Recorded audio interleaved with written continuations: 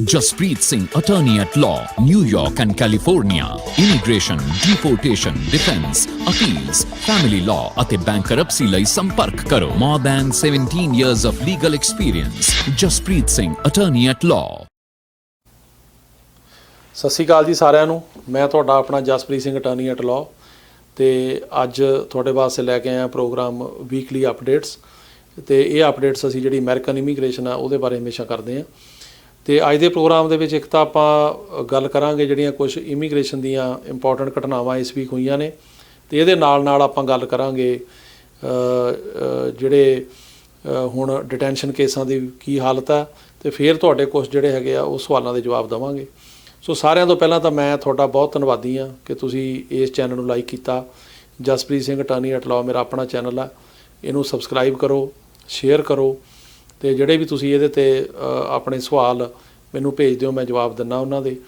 ਤੇ ਇਹਨੂੰ ਤੁਸੀਂ ਜਿੰਨਾ ਜ਼ਿਆਦਾ ਹੰਗਾਰਾ ਦਿਓਗੇ ਉਹਦੇ ਨਾਲ ਜਿਹੜਾ ਹੈਗਾ ਉਹ ਸਾਨੂੰ ਵੀ ਹੋਰ ਉਤਸ਼ਾਹ ਮਿਲੂਗਾ ਵੀ ਤਾਂ ਕਿ ਤੁਹਾਡੀ ਵੱਧ ਤੋਂ ਵੱਧ ਸੇਵਾ ਕਰ ਸਕੀਏ। ਸੋ ਸਾਰਿਆਂ ਤੋਂ ਪਹਿਲਾਂ ਤਾਂ ਜਿਹੜੀਆਂ ਹੁਣ ਇੰਪੋਰਟੈਂਟ ਖਬਰਾਂ ਉਹਨਾਂ ਵੱਲ ਜਾਂਦੇ ਹਾਂ। ਪਹਿਲੀ ਖਬਰ ਜਿਹੜੀ ਆ ਉਹ ਇਹ ਆ ਕਿ ਜਿਹੜੇ ਲਾਅ ਦੋ ਪਾਸ ਹੋਏ ਸੀ, ਹਾਊਸ ਨੇ ਕੀਤੇ ਸੀ ਪਾਸ। ਇੱਕ ਤਾਂ ਸੀਗਾ ਜਿਹੜੇ 18 ਸਾਲ ਤੋਂ ਘੱਟ ਬੱਚੇ ਆ ਉਹਨਾਂ ਨੂੰ ਲੀਗਲਾਈਜ਼ ਕਰਨ ਬਾਰੇ, ਤਾਂ ਦੂਸਰਾ ਸੀਗਾ ਐਗਰੀਕਲਚਰ ਵਰਕਰ ਬਾਰੇ। ਇਹ ਤੁਹਾਨੂੰ ਯਾਦ ਹੋਊਗਾ ਕਿ ਜਦੋਂ ਪ੍ਰੈਜ਼ੀਡੈਂਟ ਬਣੇ ਸੀ ਬਾਈਡਨ ਤੇ ਇਹਨਾਂ ਨੇ ਇਹ ਕਿਹਾ ਸੀ ਹਾਊਸ ਤੇ ਸੈਨੇਟ ਨੂੰ ਵੀ ਬਿੱਲ ਬਣਾਓ ਤੇ ਉਹ ਬਿੱਲ ਪੇਸ਼ ਹੋਇਆ ਸੀ ਜਿਹਦਾ ਨਾਂ ਸੀਗਾ ਕਿ ਸਿਟੀਜ਼ਨਸ਼ਿਪ ਐਕਟ ਆਫ 2021।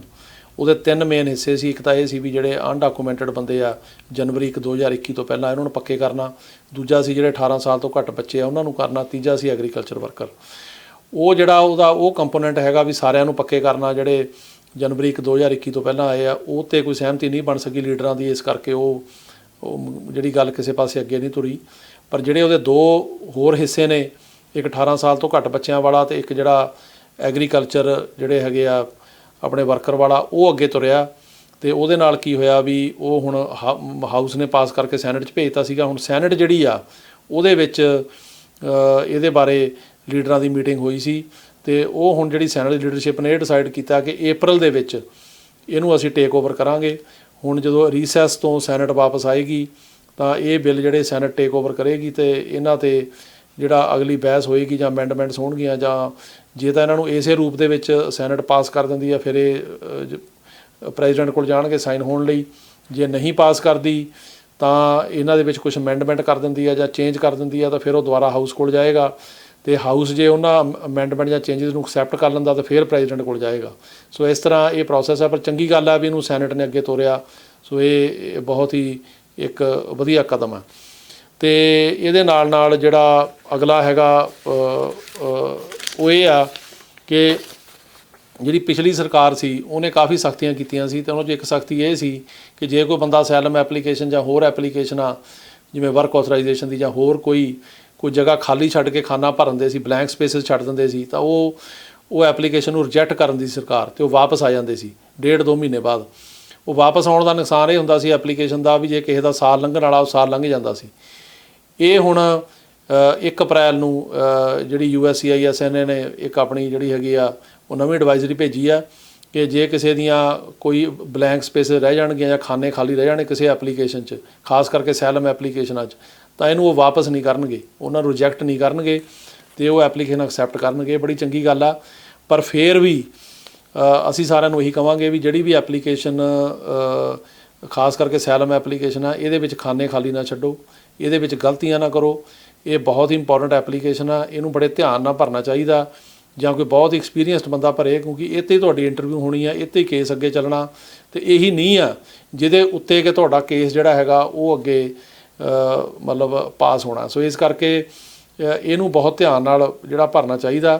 ਪਰ ਇਮੀਗ੍ਰੇਸ਼ਨ ਨੇ ਇਹ ਦੇਖਿਆ ਹੁਣ ਇਹ ਸਰਕਾਰ ਨੇ ਕਿ ਕਈ ਬੰਦੇ ਜਿਹੜੇ ਭਰਨ ਵਾਲੇ ਉਹ ਇੰਨੇ ਜਿਹੜੇ ਹੈਗੇ ਸਫਿਸਟੀਕੇਟਡ ਨਹੀਂ ਹੁੰਦੇ, ਲਾਅ ਨੋਇੰਗ ਨਹੀਂ ਹੁੰਦੇ, ਪੜ੍ਹੇ ਲਿਖੇ ਨਹੀਂ ਹੁੰਦੇ ਅਤੇ ਇਸ ਕਰਕੇ ਗਲਤੀਆਂ ਕਰਦੇ ਨੇ ਤਾਂ ਉਹਨਾਂ ਨੂੰ ਹਰਜਾਨਾ ਨਾ ਭੁਗਤਣਾ ਪਵੇ। ਸੋ ਹੁਣ ਵਾਪਸ ਨਹੀਂ ਆਉਣਗੀਆਂ, ਇਹ ਇੱਕ ਚੰਗੀ ਖਬਰ ਆ। ਇਹਦੇ ਨਾਲ ਜਿਹੜੀ ਹੋਰ ਇੱਕ ਵੱਡੀ ਖਬਰ ਆ ਉਹ ਇਹ ਆ ਕਿ ਉਹ ਹੈਗੀ ਡਰੰਕ ਡਰਾਈਵਿੰਗ ਬਾਰੇ। ਹੁਣ ਤੁਹਾਨੂੰ ਪਤਾ ਹੀ ਆ ਵੀ ਕਈ ਲੋਕ ਜਿਹੜੇ ਆ ਉਹ ਸ਼ਰਾਬ ਪੀ ਕੇ ਗੱਡੀ ਚਲਾਉਂਦੇ ਆ ਜੋ ਕਿ ਬੜੀ ਮਾੜੀ ਗੱਲ ਆ। ਉਹਦੇ ਨਾਲ ਉਹਨਾਂ ਦੀ ਆਪਣੀ ਜਾਨ ਨੂੰ ਵੀ ਖਤਰਾ ਤੇ ਕਿਸੇ ਹੋਰ ਦੀ ਜਾਨ ਨੂੰ ਵੀ ਖਤਰਾ। ਉਹਦੇ ਬਾਰੇ ਡਿਸੀਜਨ ਆਇਆ, ਇਹ ਹੈਗਾ ਮੈਟਰ ਆਫ ਮਾਰਗਰੇਟ, ਤੇ ਡਿਸੀਜਨ ਹੈਗਾ ਮਾਰਚ 31 2021 ਦਾ ਬੋਰਡ ਆਫ ਇਮੀਗ੍ਰੇਸ਼ਨ ਅਪੀਲ ਦਾ, ਜਿਹੜੀ ਇਮੀਗ੍ਰੇਸ਼ਨ ਦੀ ਅਪੀਲ ਕੋਰਟ ਆ ਉਹਦਾ ਡਿਸੀਜਨ ਹੈ। ਤੇ ਉਹਨਾਂ ਨੇ ਇਹ 'ਚ ਲਿਖਿਆ the offence of aggravated unlicensed operation of a motor vehicle in the first degree in violation of section 5113A1 of New York Vehicle and Traffic Law, which prohibits a person from driving under the influence of alcohol or drugs while knowing or having reason to know that his or her license is suspended, is categorically a crime involving moral turpitude. So basically ਉਹਨਾਂ ਨੇ ਇਹ ਕਿਹਾ ਕਿ ਜੇ ਕੋਈ ਬੰਦਾ ਸ਼ਰਾਬ ਪੀ ਕੇ ਗੱਡੀ ਚਲਾਉਂਦਾ ਤੇ ਨਾਲ ਉਹਦਾ ਲਾਇਸੈਂਸ ਜਿਹੜਾ ਉਹ ਵੀ ਸਸਪੈਂਡਡ ਆ, ਇਹਨੂੰ ਬੜਾ ਸੀਰੀਅਸ ਕ੍ਰਾਈਮ ਗਿਣਨਾ ਚਾਹੀਦਾ। ਇਹ ਕ੍ਰਾਈਮ ਆਫ ਮੋਰਲ ਟਰਪੀਟਿਊਡ ਗਿਣਿਆ ਜਾਏਗਾ। ਕ੍ਰਾਈਮ ਆਫ ਮੋਰਲ ਟਰਪੀਟਿਊਡ ਉਹ ਕ੍ਰਾਈਮ ਹੁੰਦੇ ਨੇ ਜਿਨ੍ਹਾਂ 'ਤੇ ਕਿ ਗ੍ਰੀਨ ਕਾਰਡ ਮਿਲਣ 'ਤੇ ਜਾਂ ਜਿਹੜੀ ਸਿਟੀਜ਼ਨਸ਼ਿਪ ਲੈਣ ਲਈ ਅਸਰ ਪੈਂਦਾ। ਉਹ ਕ੍ਰਾਈਮ ਨੇ ਜਿਸ ਤਰ੍ਹਾਂ ਕਿ ਅਟੈਂਪਟ ਟੂ ਮਰਡਰ ਹੋ ਗਿਆ, ਰੋਬਰੀ ਹੋ ਗਈ, ਰੇਪ ਹੋ ਗਿਆ, ਜਾਂ ਜਿਹੜੇ ਹੈਗੇ ਆ ਮਾਈਨਰ ਬੱਚਿਆਂ ਦੇ ਨਾਲ ਸੈਕਸ਼ੂਅਲ ਅਫੈਂਸਿਸ ਹੋ ਗਏ, ਇਸ ਕਿਸਮ ਦੇ ਅਫੈਂਸ। ਤੇ ਜਿਹੜੇ ਇਸ ਕਿਸਮ ਦੇ ਅਫੈਂਸ ਕਰਦੇ ਆ ਉਹਨਾਂ ਨੂੰ ਗ੍ਰੀਨ ਕਾਰਡ ਲੈਣ 'ਚ ਪ੍ਰੋਬਲਮ ਆਉਂਦੀ ਆ। ਜੇ ਗ੍ਰੀਨ ਕਾਰਡ ਹੈਗਾ ਉਹਨਾਂ ਕੋਲੇ ਤਾਂ ਗਾਹਾਂ ਸਿਟੀਜ਼ਨ ਬਣਨ 'ਚ ਪ੍ਰੋਬਲਮ ਆਉਂਦੀ ਆ। ਸੋ ਇਹਨਾਂ ਨੇ ਹੁਣ ਕੋਰਟ ਨੇ ਜਿਹੜਾ ਸ਼ਰਾਬ ਪੀ ਕੇ ਗੱਡੀ ਚਲਾਉਣੀ ਆ ਤੇ ਨਾਲ ਦੀ ਨਾਲ ਤੁਹਾਡਾ ਜਿਹੜਾ ਲਾਇਸੈਂਸ ਵੀ ਸਸਪੈਂਡਡ ਆ, ਜਿਹੜਾ ਇਸ ਕਿਸਮ ਦਾ ਬਿਹੇਵੀਅਰ ਆ, ਇਹਨੂੰ ਕਿਹਾ ਕਿ ਇਹ it's a crime involving moral turpitude, ਉਹ 'ਚ ਗਿਣਿਆ ਜਾਣਾ ਚਾਹੀਦਾ ਵੀ ਇਹਨਾਂ ਨੂੰ ਉਹਨਾਂ ਜਿਹੜਾ ਕ੍ਰਾਈਮ ਦੀ ਸ਼੍ਰੇਣੀ 'ਚ ਰੱਖੋ ਜੋ ਕਿ ਬੜੇ ਸੀਰੀਅਸ ਨੇ ਤੇ ਜਿਨ੍ਹਾਂ ਸੰਬੰਧ ਬੰਦੇ ਦੇ ਜਿਹੜੇ ਹੈਗੇ ਮੋਰਲ ਦੇ ਨਾਲ ਆ। ਤੇ ਇਹਨਾਂ ਕ੍ਰਾਈਮਸ ਨੂੰ ਇਮੀਗ੍ਰੇਸ਼ਨ ਦੇ ਵਿੱਚ ਬਹੁਤ ਜ਼ਿਆਦਾ ਜਿਹੜਾ ਹੈਗਾ ਉਹ ਸੀਰੀਅਸ ਗਿਣਿਆ ਜਾਂਦਾ ਤੇ ਇਹਦੇ ਕੌਨਸੀਕੁਐਂਸਿਸ ਹੁੰਦੇ ਆ। ਤੇ ਇਸ ਕਰਕੇ ਹੁਣ ਸਾਰਿਆਂ ਨੂੰ ਇਹੀ ਬੇਨਤੀ ਆ ਕਿ ਕਦੇ ਵੀ ਸ਼ਰਾਬ ਪੀ ਕੇ ਗੱਡੀ ਨਾ ਚਲਾਓ, ਕਿਉਂਕਿ ਇਹਦੇ ਨਾਲ ਤੁਹਾਡੀ ਜਾਨ ਨੂੰ ਵੀ ਖਤਰਾ, ਕਿਸੇ ਹੋਰ ਦੀ ਜਾਨ ਨੂੰ ਵੀ ਖਤਰਾ। ਲਾਅ ਦੀ ਵਾਇਲੇਸ਼ਨ ਤਾਂ ਇਹ ਹੈ ਹੀ, ਪਰ ਉਹਦੇ ਨਾਲ ਜੇ ਤੁਹਾਡੇ ਕੋਲੇ ਗ੍ਰੀਨ ਕਾਰਡ ਨਹੀਂ ਆ ਜਾਂ ਤੁਸੀਂ ਅਜੇ ਸਿਟੀਜ਼ਨ ਨਹੀਂ ਬਣੇ, ਗ੍ਰੀਨ ਕਾਰਡ ਹੋਲਡਰ ਹੋ, ਤਾਂ ਤੁਹਾਨੂੰ ਗ੍ਰੀਨ ਕਾਰਡ ਲੈਣ 'ਚ ਤੇ ਸਿਟੀਜ਼ਨ ਬਣਨ ਦੇ ਵਿੱਚ ਬਹੁਤ ਪਰੇਸ਼ਾਨੀ ਆਏਗੀ ਜੇ ਤੁਸੀਂ ਇਸ ਕਿਸਮ ਦਾ ਕੰਡਕਟ ਕਰੋਗੇ। ਤੇ ਹੁਣ ਆਪਾਂ ਜੀ ਇਸ ਤੋਂ ਬਾਅਦ ਗੱਲ ਕਰਦੇ ਹਾਂ ਜਿਹੜਾ ਅਪ੍ਰੈਲ ਦਾ ਵੀਜ਼ਾ ਬੁਲੇਟਿਨ ਆ। ਤੁਹਾਨੂੰ ਪਤਾ ਹੀ ਆ ਕਿ ਹਰ ਮਹੀਨੇ ਜਿਹੜਾ ਵੀਜ਼ਾ ਬੁਲੇਟਿਨ ਜਾਰੀ ਹੁੰਦਾ, ਜਿਹਦੇ ਵਿੱਚ ਕਿ ਦੱਸਿਆ ਜਾਂਦਾ ਵੀ ਕਿਹੜੀ ਜਿਹੜੀ ਫੈਮਿਲੀ ਇਮੀਗ੍ਰੇਸ਼ਨ ਦੀ ਮਤਲਬ ਕੈਟੇਗਰੀ ਆ ਉਹ ਕਿੰਨੀ ਕੁ ਅੱਗੇ ਤੁਰੀ ਆ। ਤੇ ਇਹਦੇ ਵਿੱਚ ਜਿਹੜੀਆਂ ਮੇਨ ਕੈਟੇਗਰੀਆਂ ਨੇ ਉਹ ਹੁੰਦੀਆਂ ਨੇ F1 ਕੈਟੇਗਰੀ, ਜਿਹੜੀ ਕਿ ਹੈਗੀ ਆ unmarried sons and daughters of US citizens. ਤੇ ਦੂਜੀ ਕੈਟੇਗਰੀ ਹੈਗੀ F2A, ਉਹ ਹੈਗੀ spouses and children's of permanent residents. ਇਹ ਹੈਗੇ ਆ ਸਪਾਊਸ ਤੇ ਬੱਚੇ ਜਿਹੜੇ ਹੈਗੇ ਪਰਮਾਨੈਂਟ ਰੈਜ਼ੀਡੈਂਟਸ ਦੇ, ਜਿਹੜੇ 21 ਸਾਲ ਤੋਂ ਘੱਟ ਆ। ਤੀਜੀ ਹੈਗੀ ਆ F2B ਕੈਟੇਗਰੀ, ਉਹ ਹੈਗੀ unmarried sons and daughters 21 years of age ਔਰ 올ਡਰ ਆਫ ਪਰਮਾਨੈਂਟ ਰੈਜ਼ੀਡੈਂਟਸ। ਫਿਰ ਹੈਗੀ F3 ਕੈਟੇਗਰੀ ਹੈਗੀ married sons and daughters of US citizens. ਤੇ F4 ਕੈਟੇਗਰੀ ਹੈਗੀ ਆ brothers and sisters of adult US citizens. ਹੁਣ ਜਿਹੜੀ F1 ਕੈਟੇਗਰੀ ਆ ਤੇ ਇਹ ਕੈਟੇਗਰੀ ਦੇ ਵਿੱਚ unmarried sons and daughters of US citizens, ਇਹਦੇ ਵਿੱਚ ਜਿਹੜਾ ਹੈਗਾ ਉਹ ਚੱਲ ਰਿਹਾ ਜੀ 8 ਅਕਤੂਬਰ ਇੰਡੀਆ ਦਾ 2014। ਜਿਹੜੀ F2A ਕੈਟੇਗਰੀ ਆ ਜੋ ਕਿ ਗ੍ਰੀਨ ਕਾਰਡ ਹੋਲਡਰਸ ਦੇ ਜਿਹੜੇ ਹਸਬੈਂਡ ਵਾਈਫ ਤੇ 21 ਸਾਲ ਤੋਂ ਘੱਟ ਬੱਚੇ ਆ, ਉਹਦਾ ਚੱਲ ਰਿਹਾ ਉਹ ਹੁਣ ਕਰੰਟ ਆ ਇਸ ਟਾਈਮ 'ਤੇ। ਇਹ ਬਹੁਤ ਚੰਗੀ ਗੱਲ ਹੈ ਕਿ ਇਸ ਐਡਮਿਨਿਸਟ੍ਰੇਸ਼ਨ ਨੇ ਕਿਹਾ ਸੀ ਕਿ ਅਸੀਂ ਜਿਹੜੇ ਗ੍ਰੀਨ ਕਾਰਡ ਹੋਲਡਰ ਦੇ ਹਸਬੈਂਡ ਵਾਈਫ ਤੇ ਬੱਚੇ ਆ ਉਹਨਾਂ ਨੂੰ ਜਿਹੜਾ ਜ਼ਿਆਦਾ ਦੇਰ ਵੇਟ ਨਹੀਂ ਕਰਨ ਦੇਵਾਂਗੇ ਤੇ ਉਹਨਾਂ ਦਾ ਜਿਹੜਾ ਵੀਜ਼ਾ ਪ੍ਰੋਸੈਸਿੰਗ ਕਰੰਟ ਹੋਣੀ ਚਾਹੀਦੀ ਆ, ਕਿਉਂਕਿ ਕਿਸੇ ਟਾਈਮ ਇਸ ਕੈਟੇਗਰੀ ਦੇ ਵਿੱਚ 2 ਸਾਲ 3 ਸਾਲ 4 ਸਾਲ ਵੀ ਲੱਗਦੇ ਰਹੇ ਆ, ਪਰ ਹੁਣ ਇਹ ਕਰੰਟ ਆ। ਤੀਜੀ ਹੈਗੀ F2B ਕੈਟੇਗਰੀ, ਜੋ ਕਿ ਜਿਹੜੇ ਗ੍ਰੀਨ ਕਾਰਡ ਹੋਲਡਰ ਨੇ ਉਹਨਾਂ ਦੇ 21 ਸਾਲ ਤੋਂ ਉੱਪਰ ਅਨਮੈਰਿਡ ਬੱਚੇ ਨੇ। ਜਿਹੜਾ ਗ੍ਰੀਨ ਕਾਰਡ ਹੋਲਡਰ ਆ ਉਹ ਸਿਰਫ ਅਨਮੈਰਿਡ ਬੱਚੇ ਦਾ ਅਪਲਾਈ ਕਰ ਸਕਦਾ ਤੇ ਮੈਰਿਡ ਬੱਚੇ ਦਾ ਨਹੀਂ ਕਰ ਸਕਦਾ। ਸੋ ਜਦੋਂ ਆਪਾਂ ਅਨਮੈਰਿਡ ਦਾ ਅਪਲਾਈ ਕਰਦੇ ਹਾਂ ਜੇ ਗ੍ਰੀਨ ਕਾਰਡ ਹੋਲਡਰ, ਉਹ F2B ਕੈਟੇਗਰੀ ਆ, ਉਹਦਾ ਚੱਲ ਰਿਹਾ ਜੀ 8 ਅਗਸਤ 2015। ਫਿਰ ਹੈਗੀ F3 ਕੈਟੇਗਰੀ, ਇਹ ਕੈਟੇਗਰੀ ਆ married sons and daughters of US citizens. ਤੇ ਜਿਹੜਾ ਸਿਟੀਜ਼ਨ ਹੈ ਉਹ ਮੈਰਿਡ ਬੱਚੇ ਦਾ ਅਪਲਾਈ ਕਰ ਸਕਦਾ, ਗ੍ਰੀਨ ਕਾਰਡ ਸਿਰਫ ਅਨਮੈਰਿਡ ਦਾ ਕਰ ਸਕਦਾ। ਸੋ ਇਹ 'ਚ ਚੱਲ ਰਿਹਾ 8 ਅਗਸਤ 2008। ਚੌਥੀ ਕੈਟੇਗਰੀ ਜਿਹੜੀ ਉਸ ਤੋਂ ਬਾਅਦ ਫਾਈਨਲ ਆ ਉਹ ਹੈਗੀ ਆ F4 ਕੈਟੇਗਰੀ। ਇਹਦੇ ਵਿੱਚ ਇਹ ਹੈਗੀ ਜਿਹੜੀ ਭਰਾ ਭੈਣ ਦੀ, ਜਿਹੜੇ ਕਿ US ਸਿਟੀਜ਼ਨ ਦੇ ਜਿਹੜੇ ਮਤਲਬ ਭਰਾ ਭੈਣ ਤੇ ਉਹਨਾਂ ਦੇ ਬੱਚੇ ਨੇ। ਇਹਦੇ ਚੱਲ ਰਿਹਾ 8 ਅਪ੍ਰੈਲ 2005। ਸੋ ਇਹ ਕੈਟੇਗਰੀਆਂ ਹੁਣ ਇਹਨਾਂ ਡੇਟਾਂ ਦੇ ਵੀਜ਼ੇ ਮਿਲ ਰਹੇ ਨੇ। ਹੁਣ ਪਿਛਲੇ ਮਹੀਨੇ ਨਾਲੋਂ ਇੱਕ ਮਹੀਨਾ ਅੱਗੇ ਤੁਰੀ ਹੈ ਗੱਲ, ਤੇ ਇਹ ਚੰਗੀ ਗੱਲ ਆ, ਪਰ ਓਨਾ ਫਾਸਟ ਤਾਂ ਨਹੀਂ ਹੋਇਆ ਜਿੰਨਾ ਹੋਣਾ ਚਾਹੀਦਾ ਸੀ, ਪਰ ਫਿਰ ਵੀ ਚਲੋ ਅੱਗੇ ਤੁਰਿਆ। ਹੁਣ ਜਿਹੜੀਆਂ ਕੁਝ ਡੇਟਾਂ ਨੇ ਉਹ ਨੇ ਕਿ ਜਿਨ੍ਹਾਂ ਨੇ ਅਪਲਾਈ ਕੀਤਾ ਸੀ ਤੇ ਉਹਨਾਂ ਨੂੰ ਹੁਣ NVC ਤੋਂ ਨੈਸ਼ਨਲ ਵੀਜ਼ਾ ਸੈਂਟਰ ਤੋਂ ਚਿੱਠੀਆਂ ਆਉਣਗੀਆਂ ਕਿ ਫੀਸਾਂ ਭਰੋ, ਵੀਜ਼ਾ ਫੀਸਾਂ ਭਰੋ ਜਾਂ ਆਪਣੇ ਜਿਹੜੇ ਹੈਗੇ ਸਿਵਲ ਡਾਕੂਮੈਂਟਸ ਜਿਹੜੇ ਜਮ੍ਹਾਂ ਕਰਾਓ। ਉਹਨਾਂ ਵਿੱਚ ਮੇਨਲੀ ਡਾਕੂਮੈਂਟ ਹੁੰਦੇ ਨੇ, ਇੱਕ ਤਾਂ ਤੁਹਾਡਾ ਜਿਹੜਾ ਹੈਗਾ ਉਹ ਪੁਲਿਸ ਕਲੀਅਰੈਂਸ ਸਰਟੀਫਿਕੇਟ, ਪਾਸਪੋਰਟ ਜਿਹੜਾ ਹੁੰਦਾ ਕਲੀਅਰੈਂਸ ਸਰਟੀਫਿਕੇਟ, ਉਹਦੇ ਨਾਲ ਮੈਰਿਜ ਸਰਟੀਫਿਕੇਟ, ਬਰਥ ਸਰਟੀਫਿਕੇਟ, ਫੋਟੋਆਂ, ਤੇ ਫਿਰ ਜਿਹੜਾ US ਸਿਟੀਜ਼ਨ ਤੁਹਾਡਾ ਰਿਲੇਟਿਵ ਹੈ, ਭਰਾ ਭੈਣ ਆ ਜਾਂ ਮਾਂ ਬਾਪ ਹੈ ਜਾਂ ਹਸਬੈਂਡ ਵਾਈਫ ਹੈ, ਉਹ ਐਫੀਡੇਵਿਟ ਆਫ ਸਪੋਰਟ ਦਿੰਦੇ ਨੇ, ਉਹਨਾਂ ਦੇ ਟੈਕਸ ਦੇ ਪੇਪਰ, ਬੈਂਕ ਸਟੇਟਮੈਂਟਾਂ, ਜੋਬ ਲੈਟਰ, ਤੇ ਜੇ ਉਹਨਾਂ ਦੀ ਇਨਕਮ ਘੱਟ ਹੈ ਫਿਰ ਕਿਸੇ ਹੋਰ ਨੂੰ ਜੁਆਇੰਟ ਸਪਾਂਸਰ ਬਣਨਾ ਪੈਂਦਾ, ਉਹਦੇ ਟੈਕਸ ਦੇ ਪੇਪਰ ਚਾਹੀਦੇ ਇਸ ਤਰ੍ਹਾਂ। ਤੇ ਉਹਦੇ ਜਿਹੜੀਆਂ ਡੇਟਾਂ ਚੱਲ ਰਹੀਆਂ ਨੇ, F1 ਕੈਟਾਗਰੀ 'ਚ ਹੈਗੀ ਹੈ ਜੀ 15 ਸਤੰਬਰ 2015, F2A ਕੈਟਾਗਰੀ 'ਚ ਹੈਗੀ ਆ 1 ਮਾਰਚ 2021, F2B ਕੈਟਾਗਰੀ 'ਚ ਹੈਗੀ ਆ 15 ਜੂਨ 2016, F3 ਕੈਟਾਗਰੀ 22 ਜੂਨ 2009 ਤੇ F4 ਕੈਟਾਗਰੀ ਆ 1 ਦਸੰਬਰ 2005। ਸੋ ਜਿਨ੍ਹਾਂ ਨੇ ਪਟੀਸ਼ਨਾਂ ਇਹਨਾਂ ਜਿਹੜੀਆਂ ਡੇਟਾਂ ਤੱਕ ਕੀਤੀਆਂ ਨੇ, ਜਿਵੇਂ ਹੁਣ ਫਰਜ਼ ਕਰੋ F4 ਕੈਟਾਗਰੀ ਆ, ਉਹ 'ਚ ਹੁਣ ਇਸ ਟਾਈਮ 'ਤੇ ਜਿਹੜਾ April ਚੱਲ ਰਿਹਾ 2005, ਪਰ ਜੇ ਕਿਸੇ ਨੇ ਜੁਲਾਈ ਅਗਸਤ 2005 ਜਾਂ ਅਕਤੂਬਰ ਨਵੰਬਰ ਜਾਂ ਦਸੰਬਰ 'ਚ ਅਪਲਾਈ ਕੀਤਾ, ਉਹਨਾਂ ਨੂੰ ਹੁਣ ਚਿੱਠੀਆਂ NVC ਦੀਆਂ ਆਉਣਗੀਆਂ ਜਾਂ ਆ ਗਈਆਂ ਹੋਣਗੀਆਂ ਕਿ ਤੁਸੀਂ ਆਪਣੇ ਵੀਜ਼ਾ ਫੀਸਾਂ ਜਮ੍ਹਾਂ ਕਰਾਓ ਤੇ ਆਪਣੇ ਡਾਕੂਮੈਂਟ ਜਮ੍ਹਾਂ ਕਰਾਓ।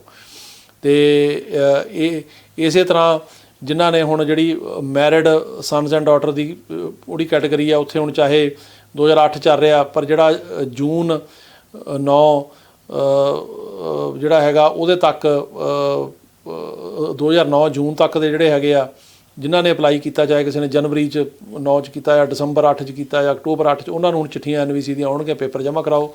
ਤੇ ਉਹਨਾਂ ਨੂੰ ਫੋਲੋ ਜੇ ਨਹੀਂ ਆਈਆਂ ਤੇ ਤੁਹਾਨੂੰ ਆਪਣੇ ਵਕੀਲ ਨਾਲ ਸੰਪਰਕ ਕਰੋ ਜਾਂ ਇਮੀਗ੍ਰੇਸ਼ਨ ਨਾਲ NVC ਨਾਲ ਕਰੋ ਤੇ ਉਹਨਾਂ ਨੂੰ ਇਹ ਕਹੋ ਕਿ ਸਾਨੂੰ ਜਿਹੜਾ ਹੈਗਾ ਉਹ ਚਿੱਠੀਆਂ ਭੇਜੋ ਤਾਂ ਕਿ ਅਗਲਾ ਜਿਹੜਾ ਪ੍ਰੋਸੈਸ ਉਹ ਸ਼ੁਰੂ ਹੋ ਸਕੇ। ਤੇ ਇਹ ਤਾਂ ਸੀਗੀਆਂ ਕੁਝ ਖਬਰਾਂ। ਇਹਦੇ ਨਾਲ ਜਿਹੜੀ ਹੁਣ ਡਿਟੈਂਸ਼ਨ ਦੀ ਆਪਾਂ ਗੱਲਬਾਤ ਕਰਨੀ ਆ, ਉਹ ਇਹ ਆ ਕਿ ਇੱਕ ਬੜੀ ਇੰਪੋਰਟੈਂਟ ਡਿਵੈਲਪਮੈਂਟ ਹੈ ਕਿ ਜਿਹੜੇ ਬੰਦੇ ਜੇਲ੍ਹਾਂ ਦੇ ਵਿੱਚ ਬੜੀ ਦੇਰ ਤੋਂ ਬੰਦ ਸੀ, ਜਿਵੇਂ 2 ਸਾਲ ਤੋਂ 3 ਸਾਲ ਤੋਂ 1.5 ਸਾਲ ਤੋਂ, ਜਿਨ੍ਹਾਂ ਦੀਆਂ ਅਪੀਲਾਂ ਚੱਲ ਰਹੀਆਂ ਸੀ, ਜਾਂ ਕਈ ਇੱਦਾਂ ਦੇ ਜਿਨ੍ਹਾਂ ਦੀ ਕੋਈ ਅਪੀਲ ਵੀ ਨਹੀਂ ਚੱਲਦੀ, ਕੇਸ ਫੇਲ ਹੋਇਆ, ਜੇਲ੍ਹ 'ਚ ਬੈਠੇ ਸੀ, ਉਹਨਾਂ ਨੂੰ ਹੁਣ ਇਮੀਗ੍ਰੇਸ਼ਨ ਛੱਡ ਰਹੀ ਆ। ਅਸੀਂ ਆਪਣੇ ਜਿਹੜੇ 3 ਕਲਾਇੰਟ ਹੁਣ ਪਿਛਲੇ ਦਿਨਾਂ ਛਡਾਏ ਆ, ਜਿਹੜੇ ਬੰਦਿਆਂ ਦੀਆਂ ਕਿ ਕੋਈ ਜਿਹੜੀਆਂ ਹੈਗੀਆਂ ਉਹ ਬੜੀ ਦੇਰ ਤੋਂ ਜੇਲ੍ਹ 'ਚ ਬੰਦ ਸੀਗੇ ਤੇ ਉਹਨਾਂ ਦੀਆਂ ਪਹਿਲਾਂ ਅਸੀਂ ਬੌਂਡ ਲਾਇਆ, ਬੜੀ ਮਤਲਬ ਕੋਸ਼ਿਸ਼ ਕੀਤੀ, ਬੌਂਡ ਐਪਲੀਕੇਸ਼ਨ ਵੀ ਲਾਈ, ਟਰਾਈ ਕੀਤੀ ਵੀ ਛੱਡਿਆ, ਪਰ ਉਹ ਨਹੀਂ ਛੱਡੇ ਗਏ, ਪਰ ਹੁਣ ਛੱਡੇ ਜਾ ਰਹੇ ਆ, ਉਹ ਅਸੀਂ ਛਡਾਏ ਆ। ਤੇ ਸਾਡੇ ਕੁਝ ਬੰਦੇ ਹੁਣ ਆਉਂਦੇ ਦਿਨਾਂ ਦੇ ਵਿੱਚ ਹੋਰ ਵੀ ਬਾਹਰ ਆਉਣਗੇ। ਤੇ ਉਹਦੇ 'ਚ ਬੇਸਿਕਲੀ ਇਹ ਆ ਕਿ ਜੇ ਤੁਹਾਡਾ ਕੋਈ ਰਿਲੇਟਿਵ ਜਾਂ ਕੋਈ ਵਾਕਫ ਜੇਲ੍ਹ ਦੇ ਵਿੱਚ ਹੈਗਾ ਤੇ ਉਹਨੇ ਕੋਈ ਕ੍ਰਾਈਮ ਨਹੀਂ ਕੀਤਾ ਤੇ ਉਹ ਬਾਹਰ ਆ ਸਕਦਾ। ਤੇ ਜਿਹੜੇ ਉਹਨਾਂ ਦੇ ਆਈਸ ਅਫਸਰ ਨੇ ਉਹਨਾਂ ਨਾਲ ਸੰਪਰਕ ਕਰੋ, ਆਪਣੇ ਗਰੰਟਰ ਦੀ ਇਨਫੋਰਮੇਸ਼ਨ ਭੇਜੋ, ਫੋਨ ਨੰਬਰ, ਐਡਰੈਸ ਭੇਜੋ, ਤਾਂ ਇੱਕ ਜਿਹੜੀ ਹੈਗੀ ਟਿਕਟ ਦੇ ਪੈਸੇ ਲੈਂਦੇ ਨੇ ਉਹਦੇ ਅਕਾਊਂਟ ਜਮ੍ਹਾਂ ਕਰਾਉਣੇ ਪੈਂਦੇ ਆ ਤੇ ਉਹਨੂੰ ਉਹ ਰਿਲੀਜ਼ ਕਰ ਦਿੰਦੇ ਆ। ਸੋ ਇਹ ਇੱਕ ਬਹੁਤ ਜਿਹੜੀ ਹੈਗੀ ਆ ਉਹ ਇੰਪੋਰਟੈਂਟ ਡਿਵੈਲਪਮੈਂਟ ਆ, ਚੰਗੀ ਖਬਰ ਆ।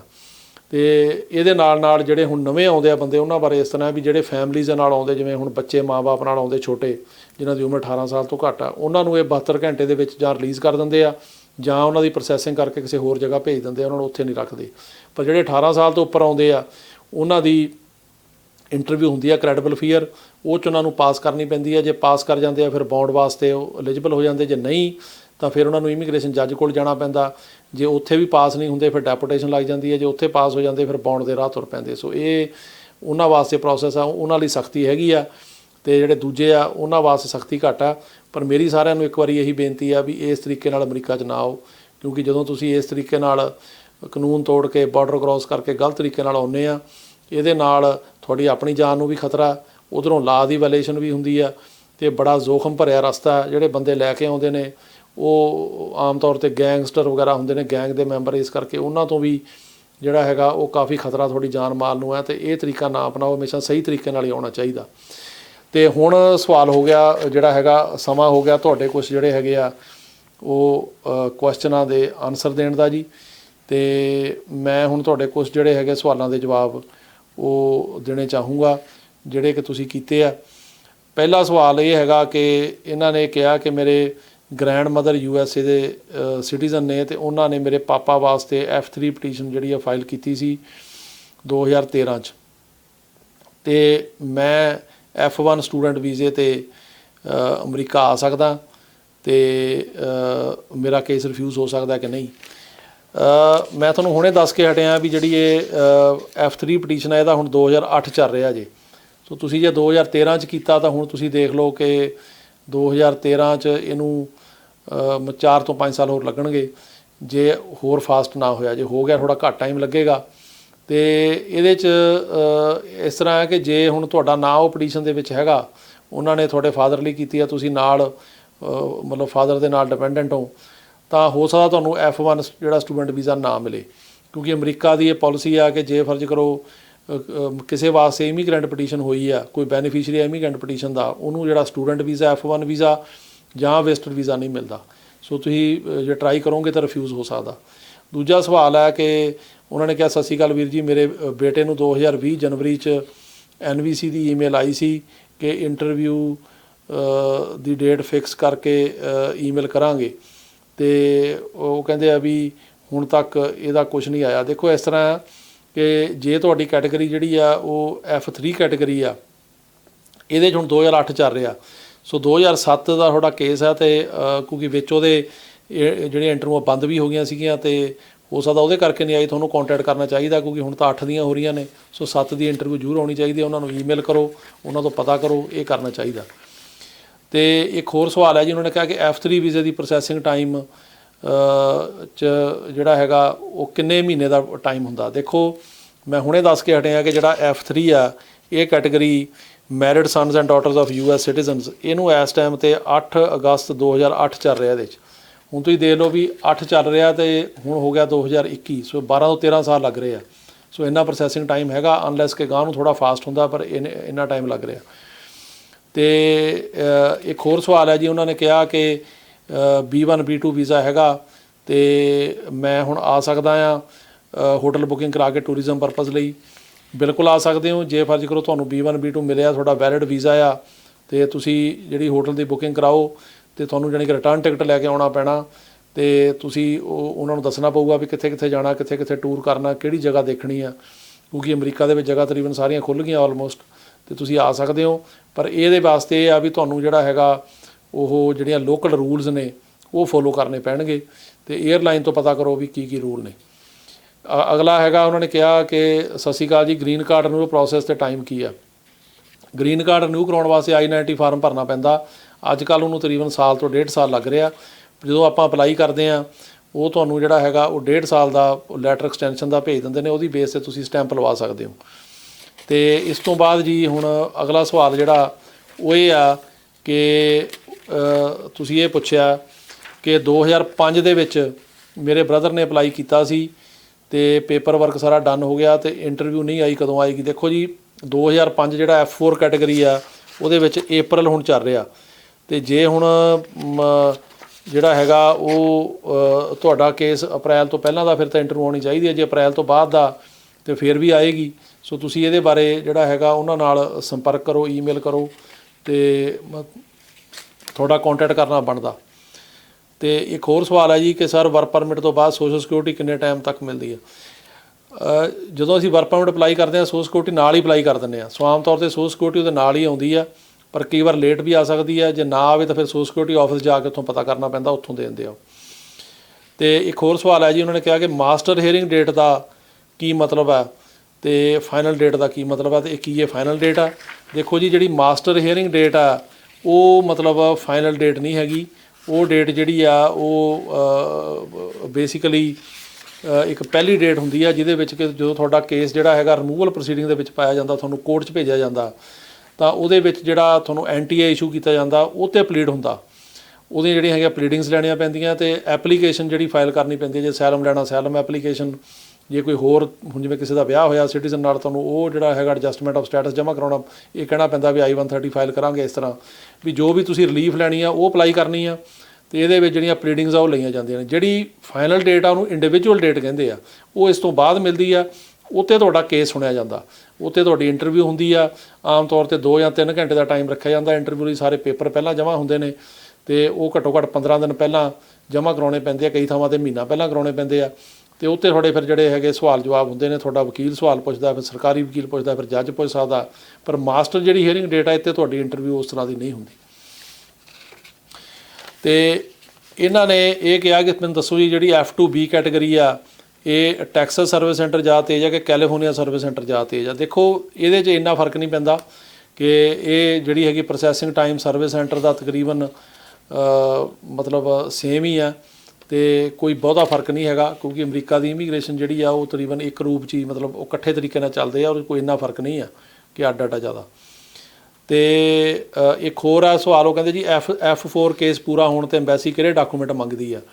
ਦੇਖੋ ਜੀ ਜਿਹੜੀ ਅੰਬੈਸੀ ਆ ਉਹ ਤਾਂ ਡਾਕੂਮੈਂਟ ਜਿਹੜੇ ਉੱਥੇ ਮੰਗਦੀ ਆ ਉਹ ਤਾਂ ਬੇਸਿਕਲੀ ਉੱਥੇ ਤੁਹਾਡਾ ਜਿਹੜਾ ਹੈਗਾ ਮੈਡੀਕਲ ਵਗੈਰਾ ਹੁੰਦਾ, ਪਰ ਜਿਹੜੇ ਡਾਕੂਮੈਂਟ ਆ ਉਹ ਇੱਥੇ ਮੰਗੇ ਜਾਂਦੇ ਨੇ NVC ਦੁਆਰਾ। ਜਿਹੜਾ ਨੈਸ਼ਨਲ ਵੀਜ਼ਾ ਸੈਂਟਰ ਆ ਉਹਦੇ ਕੋਲ ਜੋ ਤੁਹਾਡਾ ਡੇਟ ਕਰੰਟ ਹੋ ਜਾਂਦੀ, ਜਿਵੇਂ ਫਰਜ਼ ਕਰੋ ਹੁਣ ਜਿਨ੍ਹਾਂ ਦੀ ਡੇਟ, ਜਿਵੇਂ ਮੈਂ ਡੇਟਾਂ ਦੱਸ ਕੇ ਹਟਿਆ ਵੀ F4 ਕੈਟਾਗਰੀ ਜਿਨ੍ਹਾਂ ਨੇ December 1 2005 ਤੱਕ ਅਪਲਾਈ ਕੀਤਾ ਆ, ਕਿਸੇ ਨੇ November 5 'ਚ ਕੀਤਾ, October ਕੀਤਾ, December 'ਚ, ਉਹਨਾਂ ਦੀਆਂ ਜਿਹੜੀ NVC ਤੋਂ ਚਿੱਠੀਆਂ ਆਉਣਗੀਆਂ ਤੇ ਉਹ ਉਹਨਾਂ ਨੂੰ ਕਹਿਣਗੇ ਕਿ ਸਾਨੂੰ ਤੁਸੀਂ ਵੀਜ਼ਾ ਫੀਸਾਂ ਜਮ੍ਹਾਂ ਕਰਾਓ।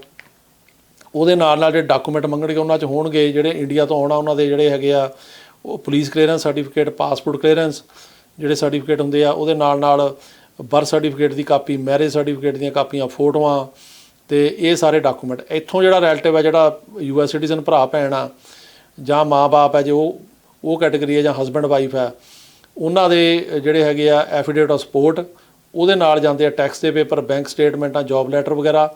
ਜੇ ਉਹਨਾਂ ਦੀ ਆਪਣੀ ਇਨਕਮ ਘੱਟ ਆ, ਕਿਉਂਕਿ ਜਿਹੜੀ ਇਨਕਮ ਹੈਗੀ ਆ ਜਿਹੜਾ ਬੰਦਾ ਅਪਲਾਈ ਕਰ ਰਿਹਾ ਆਪਣਾ ਤੁਹਾਡੇ ਲਈ, ਉਹਦੀ ਪੋਵਰਟੀ ਲਾਈਨ ਤੋਂ 125% ਹੋਣੀ ਚਾਹੀਦੀ ਹੈ ਘੱਟੋ ਘੱਟ। ਜੇ ਉਹਦੀ ਆਪਣੀ ਇਨਕਮ ਘੱਟ ਹੈ ਫਿਰ ਕੋਈ ਹੋਰ ਬੰਦਾ ਜੁਆਇੰਟ ਸਪਾਂਸਰ ਜਿਹੜਾ ਬਣ ਸਕਦਾ, ਫਿਰ ਉਹਦੇ ਟੈਕਸ ਦੇ ਪੇਪਰ ਤੇ ਬੈਂਕ ਸਟੇਟਮੈਂਟਾਂ ਵਗੈਰਾ ਚਾਹੀਦੀਆਂ ਇਸ ਤਰ੍ਹਾਂ।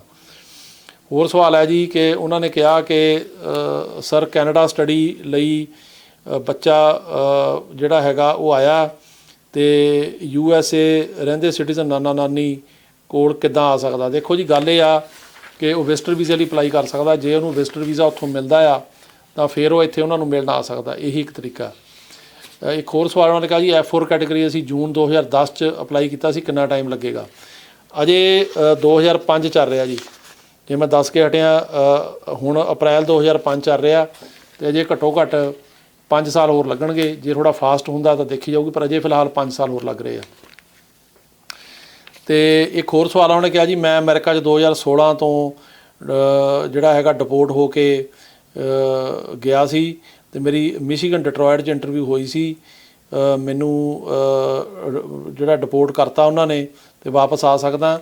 ਦੇਖੋ ਜਦੋਂ ਵੀ ਡਿਪੋਰਟ ਕਰਦੇ ਆ ਉੱਤੇ ਬੈਨ ਲਾਉਂਦੇ ਆ 5 ਸਾਲ ਦਾ ਜਾਂ 10 ਸਾਲ ਦਾ। ਸੋ ਜਿੰਨੀ ਦੇਰ ਉਹ ਬੈਨ ਲੱਗਿਆ ਉਨੀ ਦੇਰ ਤੁਸੀਂ ਵਾਪਸ ਨਹੀਂ ਆ ਸਕਦੇ। ਜੇ ਪਹਿਲਾਂ ਆਓਗੇ ਤਾਂ ਉਹ ਪੁਰਾਣਾ ਹੀ ਆਰਡਰ ਜਿਹੜਾ ਡੈਪੋਟੇਸ਼ਨ ਦਾ ਦੁਬਾਰਾ ਫਿਰ ਤੁਹਾਡੇ 'ਤੇ ਲਾਗੂ ਕੀਤਾ ਜਾ ਸਕਦਾ। ਤੇ ਇੱਕ ਹੋਰ ਸਵਾਲ ਆ ਉਹਨਾਂ ਨੇ ਕਿਹਾ ਜੀ ਮੇਰੇ ਬ੍ਰਦਰ ਨੇ ਮੈਨੂੰ F4 ਕੈਟਾਗਰੀ ਦੇ ਵਿੱਚ ਜੂਨ 2008 'ਚ ਅਪਲਾਈ ਕੀਤਾ ਸੀ ਤੇ ਹੁਣ ਮੈਨੂੰ ਇਟਾਲੀਅਨ ਨੈਸ਼ਨੈਲਿਟੀ ਮਿਲ ਗਈ ਆ ਤੇ ਕੋਈ ਇਫੈਕਟ ਪਏਗਾ। ਨਹੀਂ ਜੀ, ਉਹ ਸੇਮ ਹੀ ਚੱਲਦਾ। ਸੋ ਜੇ ਤੁਹਾਨੂੰ F4 ਕੈਟਾਗਰੀ ਦੇ ਵਿੱਚ 8 'ਚ ਕੀਤਾ ਤਾਂ ਜੇ ਹੁਣ ਮਤਲਬ 5 ਚੱਲ ਰਿਹਾ, ਸੋ ਤੁਹਾਨੂੰ ਅਜੇ ਹੋਰ ਘੱਟੋ ਘੱਟ 2.5-3 ਸਾਲ ਉਡੀਕਣਾ ਪਏਗਾ। ਤੇ ਉਹਨਾਂ ਨੇ ਇੱਕ ਹੋਰ ਸਵਾਲ ਆ ਜੀ ਮੇਰੇ ਬ੍ਰਦਰ ਨੇ ਜਿਹੜਾ ਵਰਕ ਪਰਮਿਟ ਆ ਨਵੰਬਰ ਦੇ ਮਹੀਨੇ 'ਚ ਰਿਨਿਊ ਕਰਾਉਣਾ ਅਪਲਾਈ ਕੀਤਾ ਸੀ ਪਰ ਅਜੇ ਤੱਕ ਨਹੀਂ ਆਇਆ, ਕਿੰਨਾ ਟਾਈਮ ਲੱਗੇਗਾ। ਜਦੋਂ ਆਪਾਂ ਅਸਾਈਲਮ ਦੇ ਕੇਸਾਂ ਦੇ ਵਰਕ ਪਰਮਿਟ ਰਿਨਿਊ ਕਰਾਉਣ ਲਈ ਭੇਜਦੇ ਹਾਂ ਤਾਂ ਉਹਨੂੰ ਅੱਜ ਕੱਲ੍ਹ 6 ਤੋਂ 8 ਮਹੀਨੇ ਲੱਗ ਰਹੇ ਆ। ਸੋ ਇਸ ਕਰਕੇ ਤੁਸੀਂ ਉੱਥੋਂ ਗਿਣ ਲਓ ਵੀ ਕਿੰਨਾ ਟਾਈਮ। ਜੇ ਨਵੰਬਰ 'ਚ ਕੀਤਾ ਤਾਂ ਘੱਟੋ ਘੱਟ 6 ਮਹੀਨੇ, ਵੱਧ ਤੋਂ 8-9 ਮਹੀਨੇ ਵੀ ਲੱਗ ਸਕਦੇ ਆ। ਤੇ ਇੱਕ ਹੋਰ ਸਵਾਲ ਉਹਨਾਂ ਨੇ ਕਿਹਾ ਜੀ ਕਿ 2019 ਦੇ ਵਿੱਚ ਉਹ ਮਤਲਬ ਕੈਨੇਡਾ ਤੋਂ ਅਮਰੀਕਾ ਆਏ ਸੀ, ਫਿਰ ਅਸਾਈਲਮ ਅਪਲਾਈ ਕੀਤਾ, ਫਿਰ 2 ਵਾਰ ਇੰਟਰਵਿਊ ਲਈ ਗਏ ਤੇ ਫਿਰ ਜਿਹੜੀ ਹੈਗੀ ਆ ਉਹ ਇੰਟਰਪ੍ਰੈਟਰ ਨਹੀਂ ਆਇਆ ਤੇ ਇੰਟਰਵਿਊ ਨਹੀਂ ਹੋਈ ਤੇ ਹੁਣ ਕੋਈ ਪਤਾ ਨਹੀਂ ਲੱਗ ਰਿਹਾ। ਇਸ ਤਰ੍ਹਾਂ ਜੀ ਕਿ ਇਹ ਤੁਹਾਨੂੰ ਪਤਾ ਕਰਨਾ ਚਾਹੀਦਾ ਇਮੀਗ੍ਰੇਸ਼ਨ ਤੋਂ ਕਿ ਜਿਹੜੀ ਹੈਗੀ ਇੰਟਰਵਿਊ ਦਾ ਡਿਸੀਜਨ ਨਹੀਂ ਆਇਆ। ਜੇ ਤਾਂ ਹੋ ਗਈ ਸੀ, ਜੇ ਨਹੀਂ ਇੰਟਰਵਿਊ ਹੋ ਗਈ ਦੁਬਾਰਾ ਬੁਲਾਉਣਗੇ। ਜੇ ਹੋ ਚੁੱਕੀ ਆ ਆਲਰੇਡੀ ਇੰਟਰਵਿਊ ਤਾਂ ਫਿਰ ਡਿਸੀਜਨ ਜਿਹੜਾ ਹੈਗਾ ਉਹ ਕਈ ਵਾਰ ਟਾਈਮ ਲਾਉਂਦੇ ਆ, ਪਰ ਉਹਨਾਂ ਨਾਲ ਸੰਪਰਕ ਕਰੋ ਤੇ ਜਿਹੜਾ ਡਿਸੀਜਨ ਆਉਣਾ ਚਾਹੀਦਾ ਹੈ। ਸਾਡੇ ਨਾਲ ਸੰਪਰਕ ਕਰ ਲਓ, ਮੇਰਾ ਨੰਬਰ ਹੈ 9179154142 ਜਾਂ ਮੈਨੂੰ ਈਮੇਲ ਕਰੋ jpsinghattorney@gmail 'ਤੇ ਮੈਂ ਜਿਹੜਾ ਤੁਹਾਡੇ ਪੇਪਰ ਦੇਖ ਕੇ ਤੁਹਾਨੂੰ ਦੱਸੂਗਾ ਵੀ ਇਹ 'ਚ ਕੀ ਹੋ ਸਕਦਾ। ਇੱਕ ਹੋਰ ਸਵਾਲ ਹੈ ਜੀ, ਉਹਨਾਂ ਨੇ ਕਿਹਾ ਕਿ 2019 ਦੇ ਵਿੱਚ R1 ਅਪਲਾਈ ਕੀਤਾ ਸੀ ਤੇ 2020 ਅਗਸਤ 'ਚ ਅਪਰੂਵ ਹੋ ਗਿਆ ਤੇ ਜੋਬ ਕਰ ਰਹੇ ਆ। ਤੇ ਇਹਦੇ 'ਚ ਉਹ ਕਹਿੰਦੇ ਆ ਵੀ ਦੇਖੋ ਜਿਹੜਾ R1 ਹੁੰਦਾ ਉਹ ਆਮ ਤੌਰ 'ਤੇ 2 ਸਾਲ ਲਈ ਹੁੰਦਾ। ਜੇ 19 'ਚ ਕੀਤਾ ਤਾਂ 21 ਤੱਕ ਹੋਊਗਾ। ਉਹਨੂੰ ਰਿਨਿਊ ਕਰਾਉਣਾ ਬਹੁਤ ਜ਼ਰੂਰੀ ਆ ਤੇ 2 ਸਾਲਾਂ ਬਾਅਦ ਤੁਸੀਂ ਉੱਤੇ ਗ੍ਰੀਨ ਕਾਰਡ ਵੀ ਅਪਲਾਈ ਕਰ ਸਕਦੇ ਹੋ। ਤੇ ਜਿਹੜਾ ਉਹ ਮਤਲਬ ਗੁਰਦੁਆਰਾ ਸਾਹਿਬ ਤੁਹਾਡੀ ਗ੍ਰੀਨ ਕਾਰਡ ਅਪਲਾਈ ਕਰ ਸਕਦਾ, ਪਰ ਉਹਦੇ ਨਾਲ ਨਾਲ ਉਹਨੂੰ ਰਿਨਿਊ ਕਰਾਈ ਚਲੋ ਤਾਂ ਕਿ ਉਹ ਸਟੇਟਸ 'ਚ ਰਹਿਣਾ ਜ਼ਰੂਰੀ ਆ। ਤੇ ਇੱਕ ਹੋਰ ਸਵਾਲ ਆ, ਉਹਨਾਂ ਨੇ ਕਿਹਾ ਵੀ ਯੂ ਵੀਜ਼ਾ ਅਪਲਾਈ ਕੀਤਾ ਜਿਹੜਾ ਕਿ ਡਿਕਲਾਈਨ ਹੋ ਗਿਆ, ਫਿਰ ਦੁਬਾਰਾ ਅਪੀਲ ਕੀਤੀ ਆ ਫਰਵਰੀ 20 'ਚ ਤੇ ਕੋਈ ਡਿਸੀਜਨ ਨਹੀਂ ਆਇਆ।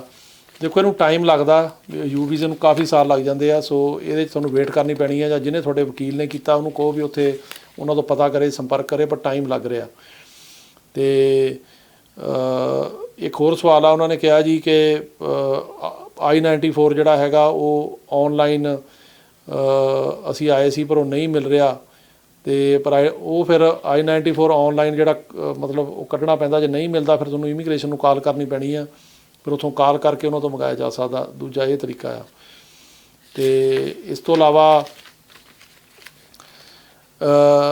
ਇੱਕ ਹੋਰ ਸਵਾਲ ਉਹਨਾਂ ਨੇ ਕਿਹਾ ਜੀ ਕਿ ਬੱਚਿਆਂ ਨੂੰ ਜਿਹੜਾ ਹੈਗਾ, ਜਿਹੜੇ ਬੱਚੇ CSPA ਦੇ ਅੰਡਰ ਆਉਂਦੇ ਆ, ਉਹਦਾ ਕੀ ਮਤਲਬ ਹੈ ਵੀ 1 ਸਾਲ ਉਹਨਾਂ ਨੂੰ ਹੋਰ ਮਿਲੂਗਾ।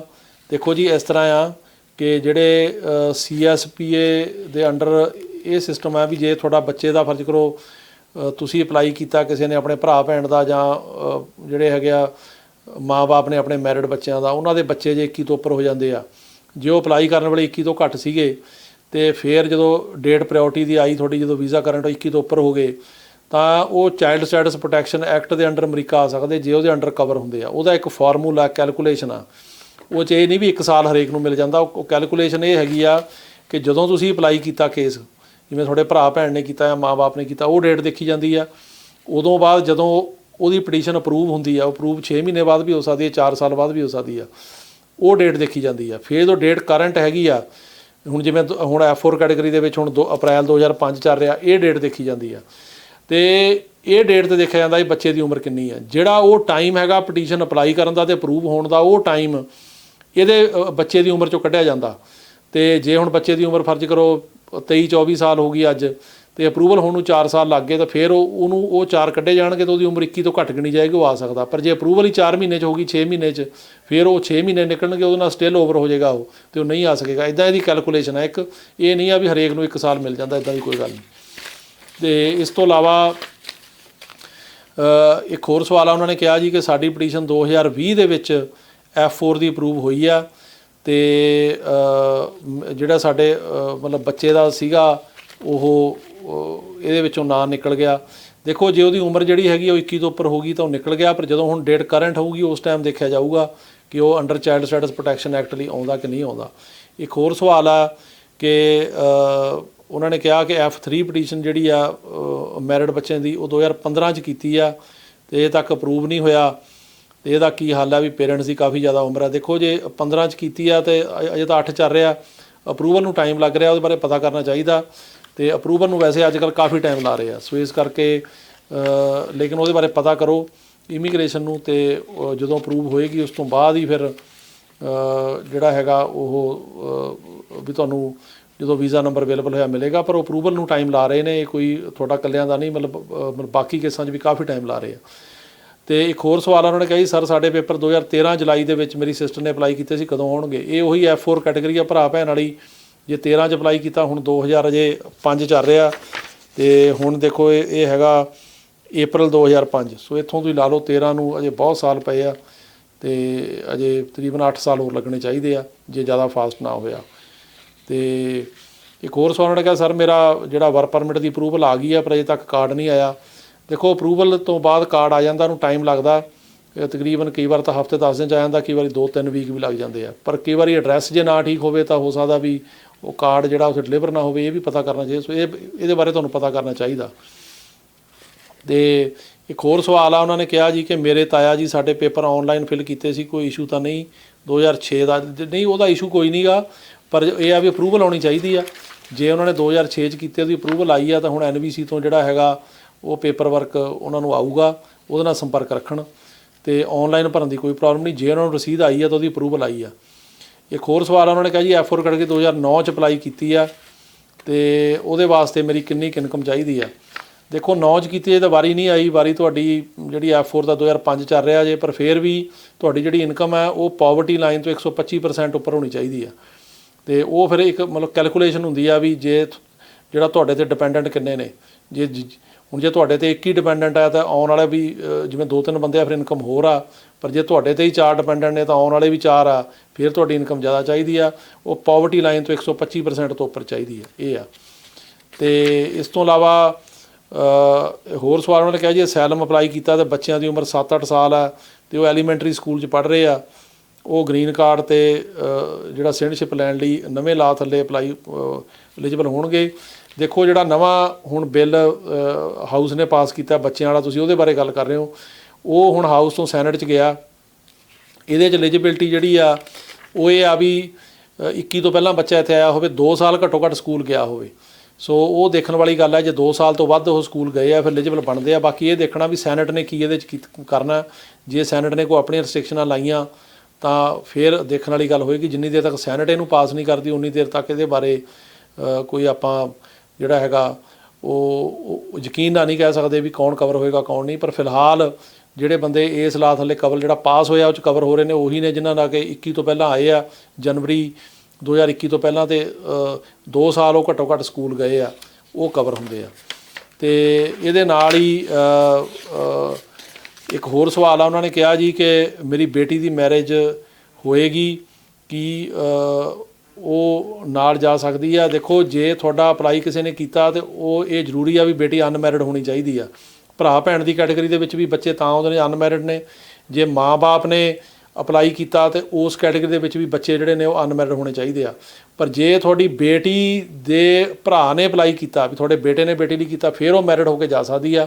ਪਰ ਜੇ ਤੁਹਾਡੇ ਲਈ ਕਿਸੇ ਨੇ ਅਪਲਾਈ ਕੀਤਾ ਤਾਂ ਤੁਹਾਡੀ ਜਿਹੜੀ ਬੇਟੀ ਆ ਉਹ ਅਨਮੈਰਿਡ ਹੀ ਹੋਣੀ ਚਾਹੀਦੀ, ਉਹ ਮੈਰਿਡ ਹੋ ਕੇ ਇਹਦੇ ਵਿੱਚ ਨਹੀਂ ਆ ਸਕਦੀ। ਅਤੇ ਇੱਕ ਹੋਰ ਸਵਾਲ ਹੈ, ਅਤੇ ਜਿਹੜਾ ਅੱਜ ਦਾ ਆਪਣਾ ਆਖਰੀ ਸਵਾਲ ਹੈ ਉਹ ਇਹ ਹੈ ਕਿ ਉਹ ਕਹਿ ਰਹੇ ਨੇ ਕਿ ਮੈਰਿਡ ਬੱਚਿਆਂ ਦਾ ਫਰਵਰੀ 2011 ਦੇ ਵਿੱਚ ਅਪਲਾਈ ਕੀਤਾ ਆ ਤਾਂ ਕਿੰਨਾ ਟਾਈਮ ਲੱਗੇਗਾ। ਇਹ F3 ਕੈਟੇਗਰੀ ਬਾਰੇ ਗੱਲ ਕਰ ਰਹੇ ਆ। ਇਹਦੇ 'ਚ ਅਜੇ ਆਪਾਂ ਦੱਸ ਕੇ ਹਟੇ ਹਾਂ ਕਿ 2008 ਚੱਲ ਰਿਹਾ ਜੇ, 11 'ਚ ਅਪਲਾਈ ਕੀਤਾ ਜੇ, 3 ਸਾਲ ਘੱਟੋ ਘੱਟ ਹੋਰ ਲੱਗਣਗੇ।